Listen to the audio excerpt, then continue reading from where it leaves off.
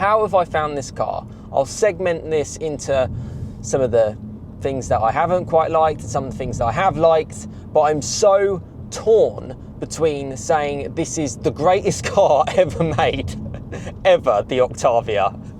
It is, I mean, you can hear me in my voice, the tone has changed. To like, is it just missing something? Is it just missing something, or is it just me? So let me know in the comments all around that. People have also got into the comments because I did my first impressions video of this car 7 days ago today. And they mentioned a few things. They said to me, how does it compare to a Golf? Would you prefer a Focus ST, which I've driven a lot on the channel? How is it actually, the usability of the infotainment? You know, what is it actually like to use this 2026 infotainment and the car in general? I want to go on to the positives. This car is awesome. If you don't want to stay for this whole review, oh my God, like it's just, oh my goodness, I should say. There has been parts where this car has absolutely blown my mind. Come on, Mr. Pigeon. Don't want to run you over. It's absolutely blown my mind.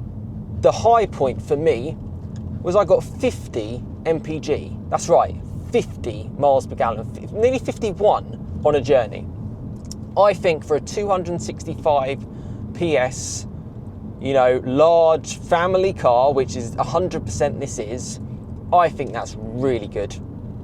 And I wanted to say that. Conversely, if you put this car in sport mode and turn traction control off, which someone in the comments kindly told me how to do via one of these buttons, it's just one button and one press. You have to press the set button. So thank you for that commenter to help me out with that. It drinks, like it'll do like 20. Over the course of the 363 miles as I'm driving now and the 13 hours and 41 minutes of driving, I've averaged 27 miles an hour and I've averaged 35.5 mpg on the miles per gallon. So it can be economical. If you put it in eco mode, I'm just in normal at the moment. It does this thing where it completely cuts the engine. It's really, really weird. And actually, even in eco and comfort, the gearbox has felt really sluggish off the line. It's just a little bit jolty. I don't know if this is such a new car. It's done about 1,150 miles now. Most of, you know, some of those has been mine. Yeah, I'm not blown away, you know, with the gearbox. Like sometimes I think, wow, this is so smooth, I'm barely noticing it, particularly once you're up and running and stuff. But once you're at a standstill, it just seems to be a bit, yeah, not so sure. When you're in sport mode, it burbles. It actually makes quite a bit of a noise. And we've got some fun roads. You may be familiar exactly where I'm heading if you're from the Hertfordshire region or you commute through here. It's all right. I've played around a lot in manual mode and I found it quite fun actually. Plasticky kind of paddles, but it was all right. I'm very much more into my driving, and having driven so many cars, which has been a big part of my channel, perhaps you will find that useful from what I say from that. Drives all right. You can tell this is a car without the most massive sophisticated front end as say you'd get in like a GTI Club Sport or even perhaps a GTI. It's got this ELSD, and so many times I've sort of gone to put my foot down and it's sort of just scrabbled for grip. I mean, I'm filming this in summer. It's not had any sort of temperature problems, and it just spins the wheels. But the power has felt good. I mean, it's got up to speed super quick, so I've never really had any issues with that. Comfort-wise, now this is something I really need someone's help with in the comments, and I hope this helps other people out who are going to get a Skoda Octavia VRS. Dynamic chassis control. I think this is one of the very few cars which will have DCC, because a lot of people pointed out to me that it's, well, first of all, £1,200 option, quite a lot, I would say. This car with its options is just under £44,000. From retail, it's just over £40,000. What DCC does is it allows you to adjust the dampers. And you might be able to see as we're on these bumpy sort of roads, we're bumping around a little bit because it's not the most comfortable car in the world, even in normal mode. DCC drops the suspension by 15mm from any other Octavia VRS. And the stance of it looks cool. I think it looks great. And I have been driving around and I've seen other Octavias and I've noticed that they are a lot higher than mine, even ones a similar sort of age to this. And I thought to myself, well, that's a bit weird. They don't have DCT. I wonder if cars without DCC are actually more comfortable because of the raised suspension and the fixed dampers than my car with DCC. I don't know. I'm only trying a car with DCC. In comfort mode, it's fine. It's taut, but it's fine. Passengers have commented on it, and they said, yeah, you know, it's firm, but it's all right. In sport mode, in full firm mode, yeah, you notice it gets a lot firmer, and that obviously just makes the car a little bit more fun. It is never really rolled. It doesn't feel like that roly-poly car. So just something to learn, just to bear in mind. If you really want a comfortable car, maybe a car without that option is something you may consider. Now, we are coming up to some nice roads, and as a result, I'm going to put the car into sport mode. It's a VRS after all. So you press one button, you press sport. This is me using the infotainment on the move. You press set, you press ESC off. It turns the assists off, it turns everything off. We'll leave it in whatever mode it's in. Foot fat down, natural speed limit. Oh, that's the noise. Luckily, a lot of the other cars are coming the other way. I've really enjoyed the brakes. The steering's felt good. Gearbox has felt all right, but actually I think I'm going to stick it into manual mode for this. And we've got to be a little bit careful because there seems to be a lot of people on the other side of the road who like to just drift into the wrong side of the road. So that would end great for my final review. I haven't really ever wanted to not drive this car. I've driven it every single day and I've never not wanted to get back into it. And it feels like the sort of car that in 10 years time I still would want to get back into it. And a lot of people in the comments, people who've got this on sort of like some sort of business lease and stuff, have said to me how good the VRS is and how many they've had. People who've owned the car. This is, you know, a community channel at the end of the day. There's an ownership experience is really good. Is it worthy of a VRS? Is it fun enough along these roads? Oh yeah, 100%. 100%. Brakes are good. It is quick. It is really, really quick. And it actually is really, it can be dynamic, but you have to literally, you can't go flat out everywhere, but that's more of a front wheel drive thing. People were mentioning if you want the four wheel drive sort of version, you can get the Cupra like estate, because I know this can come in an estate and that can have the 4Motion bits. And there we go, into the 40. And that was in manual mode. Manual mode works all right. You can see me tapping the paddles. You know, it will do what it's got to do. We're going to spin back and go on to that again in sport mode. It burbles from the outside and it sounds good. I mean, once we've done this last road on the back, there is some things about this car where I couldn't quite stop believing it, and I think it's very much a personality thing with this car as I'm now going with the traffic. Some of the practicality stuff is ridiculous. Like, it's the UK, it rains. Having two umbrellas in the doors is a really handy thing. Having just the largest boot ever in the history of the world. And once I've done this natural speed limit bit, because I want to show the car having a bit of fun, even if we are behind a van, yeah, it felt like it never stopped impressing in terms of like that normal usability. It really didn't. I like how they've reintegrated some buttons back here, and they're nice and big and they're nice and easy to touch. I found them good to use, and as you just saw there, you know, this is how I want to share it with you. You know, this is what you will see if you are owning the car. You're not going to see my face. You're not going to look at the car every single day. You're not going to look at the amazing colour of this car, Waterworld Green Metallic. Lots of cool colour options. You're going to be sitting here at the wheel if you're going to be buying this car, and if you're going to be spending the best part of £44,000. You know, this is what it's like. This is what you're going to experience. You might want to have a little fun blast on your way to work, like all these other people are doing. And what's it like? The car is on more interesting tyres. They're more performance orientated, and I almost feel like they're more performance orientated than the car. I've ridden these on GTI Club Sports, and they do a little bit better on the Club Sport. Refinement has felt good. I've actually kind of got used to the assists. Cruise control, I don't like how it's down here like the Audis. I prefer it on the wheel, like my Golf R.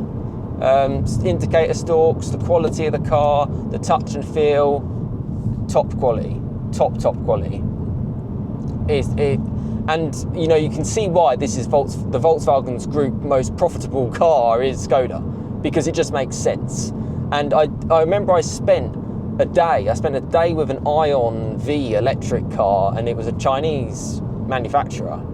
And I remember when they were comparing it to all the other cars in the world, and obviously a lot of them are part of the Volkswagen group. We'll take traction off with one button, and we'll pop it back. We'll pop it into comfort, so we're going to a different mode just for you guys.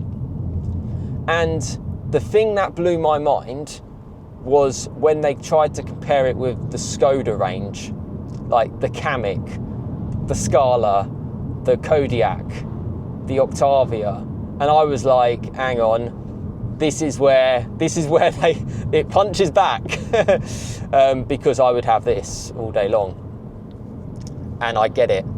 And every time I see someone in a Skoda, I think, you are a legend, because you have got one of the best cars in the world. And after the 7 days, that's kind of what I would say. And actually, while we're in the slow mode, I had my mountain bike in the back of here, and I'll show a clip of that. And my mountain bike is big. It's got 29-inch wheels. It's heavy. It's awkward. Is this a saloon? Is this a hatch? Well, it's like a saloon hatch. And it's quite long. And because it's quite long, it was so easy to fit it in. I could have got another mountain bike stuffed in there. I had shopping in here. I had everything in here. And it's just laps it up. It's easy. You could easily have a family with an Octavia, no problems. And I remember I saw a comment with someone who got it from like a business, part of their business lease or whatever it is. And they really enjoyed it. Yeah, 100% I could see it for that. But then I can also see it for like your weekend stuff. It is just the ultimate car. Is it better than a Golf? You know what? It's kind of the same platform as a Golf. There's a lot of this I like compared to the Golf. Really, really do. Really, really do. It's just a different type of buyer. And actually, it's the more sensible choice. It's just a little bit more toned down. A little bit more, you know, you've got to get on with your day. This feels like a kind of car, and hopefully this doesn't come out in the wrong way, that it could be like a taxi. And I think they probably would use it. There's another Skoda. Because it feels like I could do 100,000 miles in this, or 200,000 miles in this, and still be like to you guys, oh, I want to get out in it again. You know, it can just lap up everything. But I think as a result, you could still use it as like that private purchase and have it as yourself. I'm staggered by it. Just completely staggered by it. So why am I torn? Well, I'm torn because does it have that ultimate spark on either end? I went out for a blast yesterday, and it just runs out of puff at like 8 tenths, 7, 8 tenths. It just can't go for that extra bit, which I would probably look for. But perhaps I'm a slightly younger driver than perhaps this car is for, perhaps. maybe I'm getting that wrong. But it never has those really low lows. It never has like, this is a bone-shaking ride, or this is just not practical, or I'm just using so much fuel, I've got nothing left. It never does hit that. I'm disappointed that it only has a 50-litre tank. Because for me, I'm busy. I don't have time to be just filling up all the time, that's a big part of it. My Golf R has a 55-litre tank. That makes a difference. And that's got more power, and it's obviously four-wheel drive and all that kind of stuff. Stick a 55-litre tank in it, come on, seriously. It would just get you into that sort of 450 range rather than sub 400, because the car can be economical. I mean, since start of my driving, I've averaged 36. So, I mean, we had that little blast there. So that kind of says that to you guys. So I'm like, okay, to a Focus ST, someone asked about that. Focus ST is more fun. It's manual, even in the auto you can get it more fun. It's not as good quality as this inside, 100%. And it's probably for a younger driver, but can also be for an older driver. Plus Fast Forward fan, I'm a Fast Forward fan, I love them. They don't make the Focus anymore, they don't even make the Fiesta anymore. Great business decision there from Ford. I know, let's just not sell the two best-selling cars in the UK and lose a ton of market share. But hey, I don't run that company. And at the moment, they don't make those cars. So, yeah. The Cupra is a very, very interesting one that I'm curious about. Probably a little bit more, again, younger audience. It kind of, with this car, it kind of makes me think, where does the Golf sit? Where does the Golf actually sit anymore in the range? If I was looking at a VW Golf, I'd be going straight to a Skoda dealer. I really would. Compare this. I've driven Golfs loads, and they've got the heritage of the name, but this is the better car. I like the infotainment sits a bit more proud. It's all green. There's a better range of colours. Waterworld Green Metallic looks stunning. Although I had a friend, I took him out for a drive in it, and he said, I watched your first video, Sam, and the colour popped and it looked amazing. And I said, yeah, the car was clean, it was a sunny day. And he said, it doesn't do that now. And I said, yeah, okay, I've done 300 miles in it, it's a little bit dirty. But that's just something to note. I'm not here to sort of like, and if you want to check that video out, the first impressions, which is important to see, I would say, because you get the full look of it. You also get different views and stuff. It's, just because you've got a nice colour, you still got to keep it clean. And after 3 or 4 days, it's just back to looking like a normal car. Even when it's not muddy or dirty or whatever on the roads, that's just something that happens. So my verdict of my review of this car is that it is incredible. VRS is so cool, and I'd be so curious to try more VRS models. Sitting here right now, as I speak to you at 7 AM, I would have one over a Golf. Just because of that extra length, that practicality, and the fact that you can get it into a state too. Or the only thing I would say is if you're looking for that real fun and that real sophistication, you really want to kind of have a blast, it's never going to hit the high heights of something a little bit more determined. You've got your Golf Rs, you've got your Golf GTIs, you've got your Audi S3s or your RS3s. But I had a little blast and a run against an S3. And this held its own. It more than held its own. I've got to be careful going through the station bit here.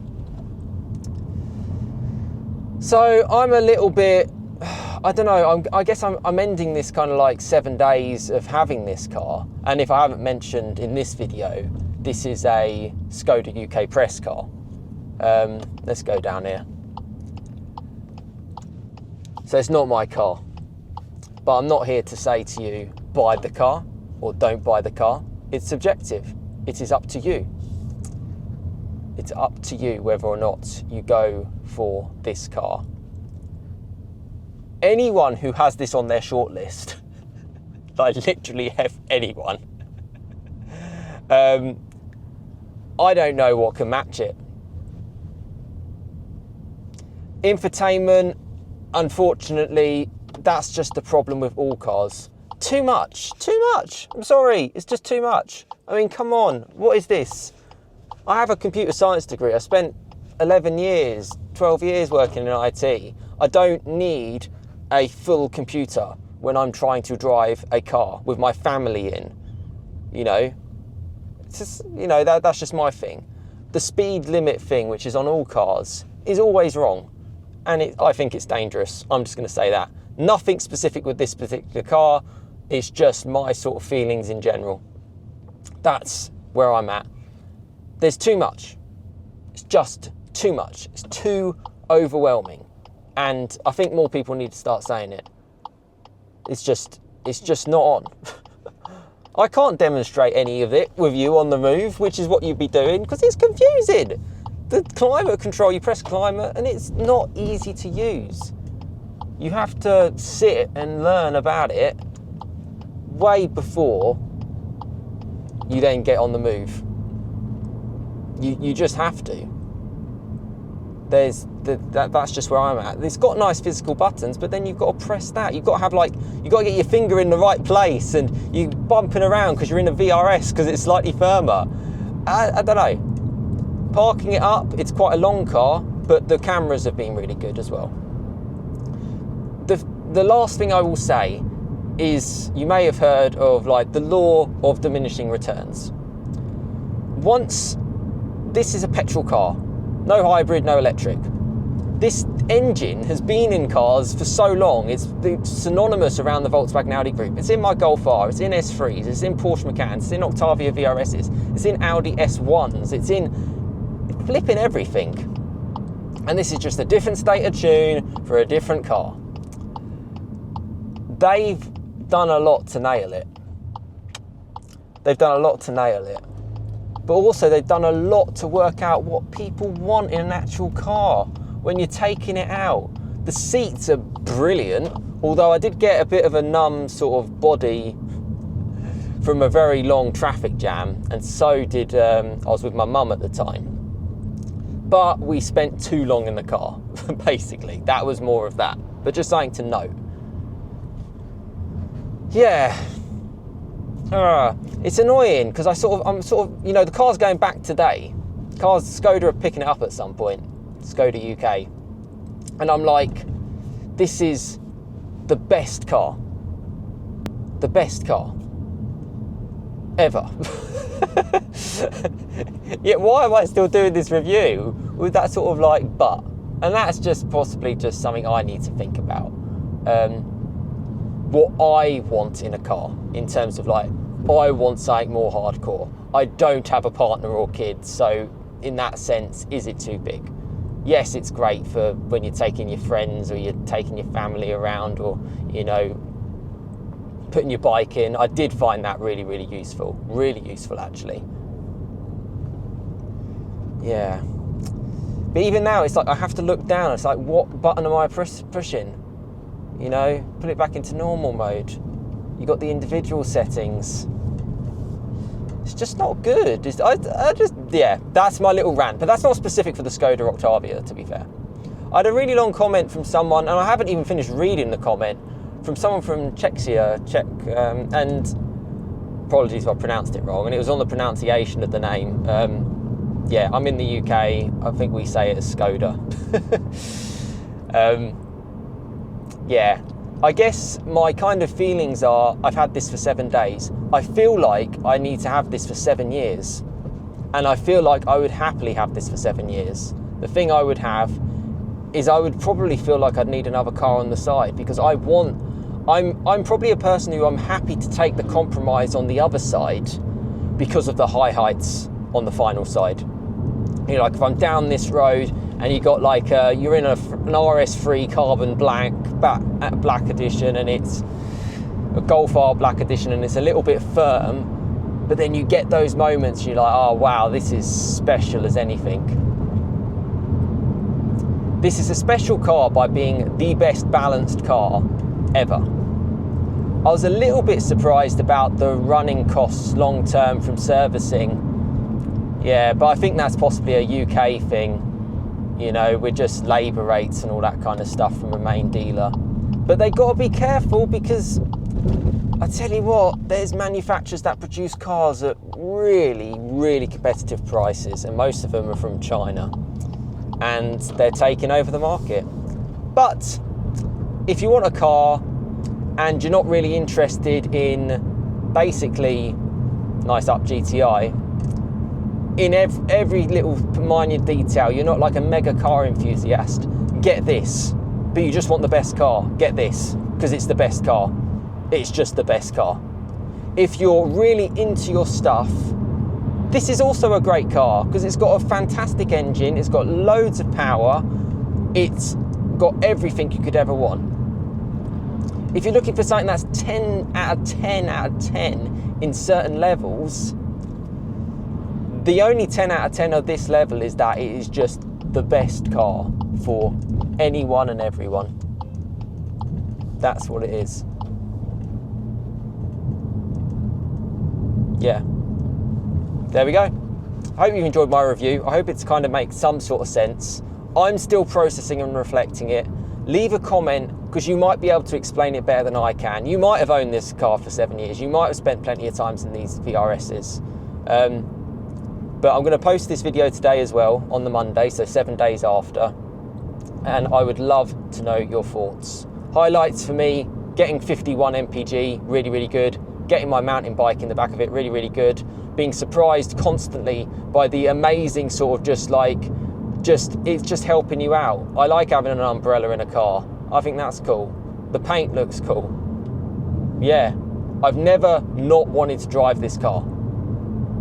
I'm 375 miles in, and I feel I could do another 30,750 miles in it. Yeah, there we go. I can 100% recommend it. My final advice would be, take it for a test drive. Take it for a test drive, because I haven't tried the one without DCC, and actually I possibly think that's the one to go for. Right, thank you so much for watching. Comment below, and more videos to come on the channel, and I wish you well for the rest of your day.